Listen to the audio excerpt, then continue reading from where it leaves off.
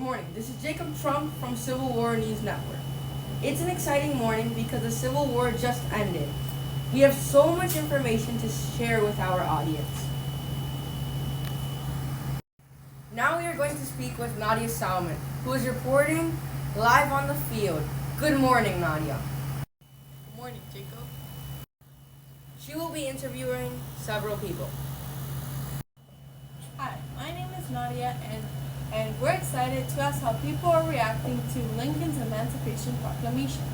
President Lincoln has just ended slavery, and we're going to see how people are doing so far. First, I'm going to interview Andrea, a freed slave. Good morning, miss. What's your name? Hi, my name's Andrea. Okay then, Andrea. How do you feel now that you're no longer a slave? Well, to start with, I have suffered a lot and got tortured since I was a child. My child, who just got born, got taken away to work at an early age. I had to work in the fields daily while the sun was hitting my back. We couldn't rest or have breaks. Also, if you don't obey, you get hit with weapons, and most of them get submerged in lava, making it hurt more. But thanks to Lincoln's Emancipation Proclamation, I am now free. Nice. Are you scared for what the future has for colored people? No, because it's gonna be better than the past. That was very interesting, Nadia. Wow, I never knew the strength and weaknesses of slaves like Andrea. Now we are going to speak with Marco Rickensburg, a union leader. Hello there, Marco. I'm here to ask you some questions. Are you okay with that? Yes. Great. First question is, how was your perspective while fighting in the war during Lincoln's Emancipation Proclamation?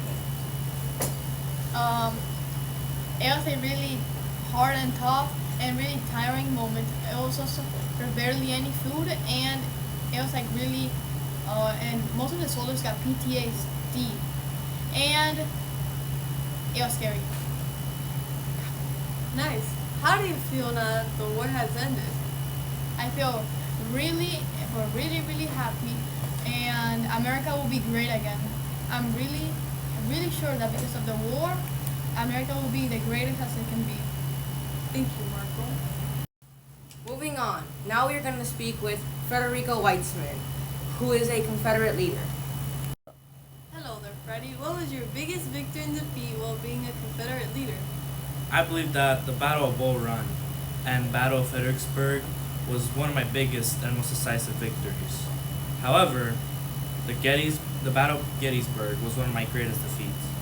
Nice. How do you feel about both of them? With my victories, I felt very accomplished and proud of my strategies. However, my defeats, I felt very disappointed. Thank you, Freddie.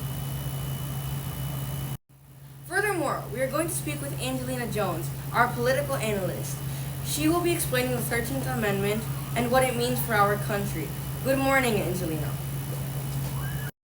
Good morning, Jacob.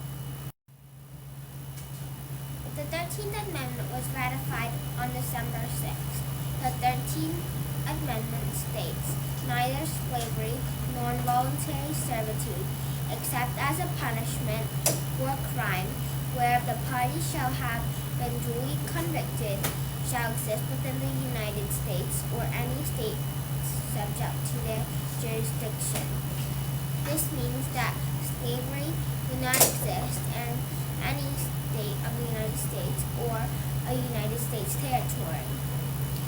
If slavery is practiced, the owner will be convicted. This amendment abolished slavery in the United States. However, at the moment, this is still a very controversial topic, as many people still have very strong viewpoints. Get ready to hear from both sides about how they feel about the current state of affairs. Good morning, Emilio Anderson. Good morning, Jacob. Emilio Anderson will be providing us with a lot of information. Hello, we are live from the Appomattox Courthouse Surrender, and I'm going to be interviewing a Confederate soldier and a Union soldier. He's a Confederate soldier. Freddie. So, how do you feel about how the Civil War ended? I am truly mad at these decisions. I'll tell you what, that Abraham Lincoln guy is truly a Mr. Big Shot. Ever since he won the elections, he changed the reasoning of the war completely. What do you think will happen in this country in the future? I believe that our economy will go down due to the abolishment of slavery. With no more of our cotton exchange with Europe, how are we gonna pay the debts and keep our country running smoothly? Okay, so now we're gonna get some viewpoints from the union side. Hi, good morning. Tell us who you are and what side you represent. My name is Marco and I represent the union side. So Marco, tell us how you feel about how the Civil War ended. I felt really relieved and happy because I don't have to go back to the horror of the battlefield. What were the officers' formation goals? To keep firing, they said fire at will. And to make it into 2 lines, they said double column. And to rank it into 2 lines up front, they said ranked second rank. So those were the 2 reactions of the sides. Thank you. Back to you, Jacob. Lastly, Nadia is going to introduce Nurse Clara Barton. Hi, tell us what was your role in the Civil War? I have been a nurse in this war. I have aided thousands of Union soldiers who were in battle, delivered medical supplies, and provided care of our troops. Nice. Clara, you're known as the angel of the battlefield. How does that make you feel? I feel honored that thousands of soldiers have been saved because of me. Thank you, Clara. Back to Jacob. Thank you for tuning in, and join us next time. That's it from Civil War News Network. Signing off, Jacob Trump.